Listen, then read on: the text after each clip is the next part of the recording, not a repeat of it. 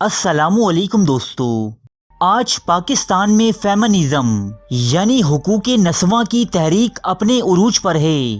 جگہ جگہ میرا جسم میری مرضی کے نعرے لگائے جا رہے ہیں، ٹی وی ٹاک شوز جنگ و جدل کے اکھاڑے بنے ہوئے ہیں، تو وہیں سوشل میڈیا پر بھی بدتمیزی کی ایک یلغار کاسا سما ہے۔ فی الحال ہم یہ بحث نہیں کریں گے کہ کون سا فریق حق پر ہے اور کون سا باطل، بلکہ اس ویڈیو میں ہم آپ کو تاریخ کی سب سے پہلی فیمنسٹ یعنی عورتوں کے حقوق کی علم بردار کی کہانی سنانے والے ہیں۔ اسے تاریخ کی بدترین نن یعنی راہبہ بھی کہا جاتا ہے، لیکن دوستو یہ عورت آج کے ماڈرن لبرلز کی طرح بے حیائی اور فحاشی کی دلدادہ نہ تھی، بلکہ وہ تو محض عورتوں کے لیے تعلیم اور دیگر بنیادی حقوق کے لیے کوشاں تھی۔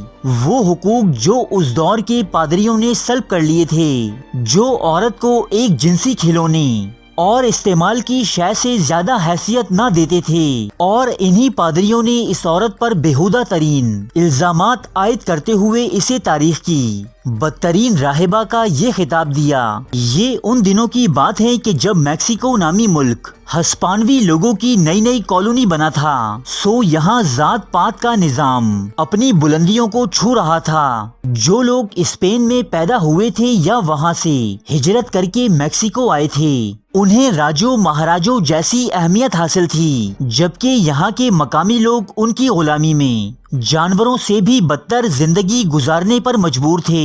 17ویں صدی عیسوی کے وسط میں اسپین سے آئے ایک اعلیٰ خاندان میں جوانا کروز نامی لڑکی پیدا ہوئی۔ اس کا باپ اسپینش ملٹری میں ایک کیپٹن کے عہدے پر فائز تھا، جبکہ ماں بھی ایک باوقار اور با اثر خاتون تھی۔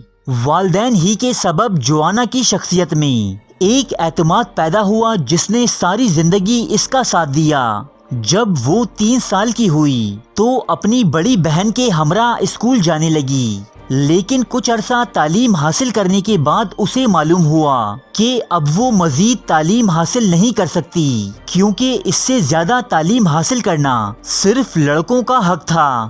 جوانا نے اپنے ماں باپ سے ضد کی کہ وہ اسے لڑکوں کا بھیس بدل کر تعلیم حاصل کرنے اسکول جانے دیں، لیکن اس کے والدین نہ مانے اور وہ اسکول جانے سے محروم رہی۔ بہرحال جوانا کی علمی پیاس کو تسکین اس کے دادا کی لائبریری کے ذریعے ملی۔ جوانا نے اس لائبریری میں موجود ہر کتاب کئی مرتبہ پڑھ ڈالی۔ ان کتابوں نے اسے نہ صرف مختلف یورپی اور امریکی زبانوں سے روشناس کیا، بلکہ فلسفے، ادبیات اور شعر و شاعری میں بھی یکتا کر دیا۔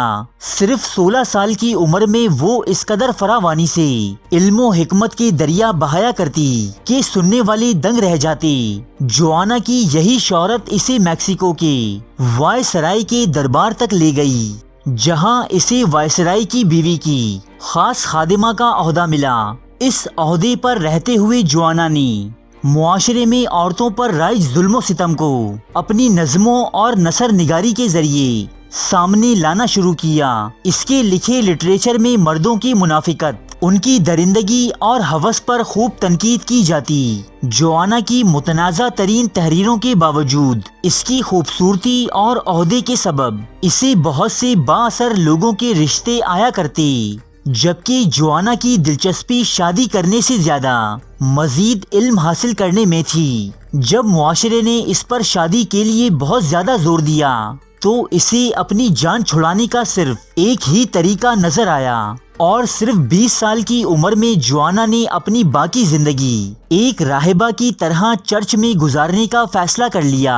جوانا چرچ کے لیے بھی ایک اثاثہ ثابت ہوئی۔ اس نے اپنے چرچ میں نہ صرف کتابوں کی ایک بہت بڑی لائبریری قائم کر لی، بلکہ نظموں، ڈراموں، میتھمیٹکس اور فلسفے پر کئی تصانیف لکھیں۔ جوانا نے چرچ کے ننس کوارٹر کو ایک ادبی تدریس گاہ کی حیثیت دے دی تھی، جہاں شہر کے جانے مانے شعراء اور ادیب آیا کرتے۔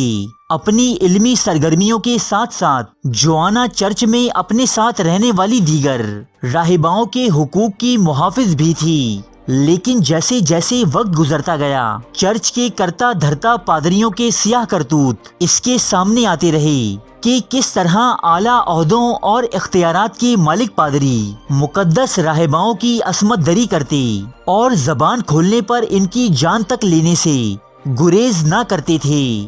ریاست کی مقدس ترین جگہوں کو یہاں کے با اختیار مردوں نے عیاشی کے اڈوں میں تبدیل کر رکھا تھا۔ سو جوانا نے ظلم کے اس نظام کے خلاف آواز اٹھائی اور پادریوں کا اصل چہرہ لوگوں کے سامنے لانے کا عزم کیا۔ اس سے پہلے کہ وہ کوئی اقدام اٹھاتی پادریوں نے اس کے خلاف زہر اگلنا شروع کر دیا۔ اس سے کہا گیا کہ وہ علم حاصل کرنے یا سکھانے کے بجائے اپنا وقت عبادت میں گزارا کرے جس کے لیے وہ چرچ آئی ہے، جبکہ جوانا کا کہنا تھا کہ علم سیکھنے یا دوسروں کو سکھانے کا حق اس سے کوئی نہیں چھین سکتا۔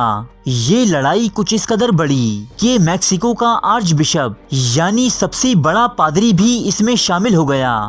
اس پادری نے جوانا کے خلاف احتساب کا ایک کڑا عمل شروع کر دیا۔ جوانا پر ہمجنس پرستی یعنی عورتوں کے ساتھ ناجائز تعلقات کے الزامات عائد کرتے ہوئے اس کا تعلق بہت سی عورتوں کے ساتھ جوڑا گیا۔ اس کی محنت سے لکھی گئی کتابیں تلف کر دی گئیں، جمع شدہ لائبریری کو بیچ دیا گیا۔ جوانا کی ساتھی راہباؤں کو تکلیف دے کر اسے مجبور کیا گیا کہ وہ خود اپنا اقبال جرم لکھ کر دے۔ سو جوانا نے ایک کاغذ پر اپنے خون سے یہ تحریر لکھ کر دی، آئی دا راسٹ آف آل، یعنی میں سب سے بدترین راہبہ ہوں، اور چرچ چھوڑ کر چلی گئی۔ اب اس نے اپنی باقی زندگی دکھی عورتوں کے لیے وقف کر دی، یہاں تک کہ اس کی موت بھی طاعون میں مبتلا عورتوں کی تیمار داری اور ان کے علاج معالجے کے دوران ہوئی، جہاں وہ خود طاعون کی بیماری کا شکار ہو گئی۔ آج جوانا ڈیلا کروز کو دنیا کی سب سے پہلی فیمنسٹ یعنی حقوق نسواں کی علم بردار کا درجہ دیا جاتا ہے، جبکہ اس کی لکھی گئی نظمیں اور ڈرامے ہسپانوی ادب میں ایک اہم مقام رکھتے ہیں۔ اب ذرا اس عورت کا موازنہ دور حاضر میں سامنے آنے والی عورتوں سے بھی کیجیے، جنہیں ہمدردی عورتوں سے نہیں بلکہ بیرونی امداد کے نام پر ملنے والے ڈالر سے ہے۔ انہیں آزادی تعلیم نہیں بلکہ آزادی عریانیت درکار ہے۔ یہ کسی کو تعلیم دینے کی روادار تو نہیں، البتہ اپنی بد زبانی اور بیہودہ نعروں کے ذریعے نئی نسل کے ذہنوں کو ضرور برباد کر رہی ہیں۔ یہ کسی طاعون کے مریض کی تیمار داری کرنا تو دور، کسی فقیرنی کو پیسے دینے کے بعد بھی اپنے ہاتھ رگڑ رگڑ کر دھوتی ہیں۔ اللہ پاک ہماری ان بھٹکی ہوئی ماؤں اور بہنوں کو ہدایت عطا فرمائے۔ ارے فرینڈز، ایک منٹ، آپ ایسے ہی جا رہے ہیں؟ اتنی محنت سے ویڈیو بنائی ہے، ایک لائک تو بنتا ہے نا؟ اور دوسرا یہ کہ آپ ہمیں اتنی بڑی دنیا میں دوبارہ کیسے ڈھونڈیں گے؟ تو اس کا حل یہ ہے کہ آپ ہمارے چینل کو سبسکرائب کر لیجئے اور اس بیل کے آئیکن کو کلک کر دیجئے۔ اس طرح ہمارے آنے والی تمام ویڈیوز آپ تک پہنچتی رہیں گی۔ ارے ڈریے مت، یہ بالکل فری ہے۔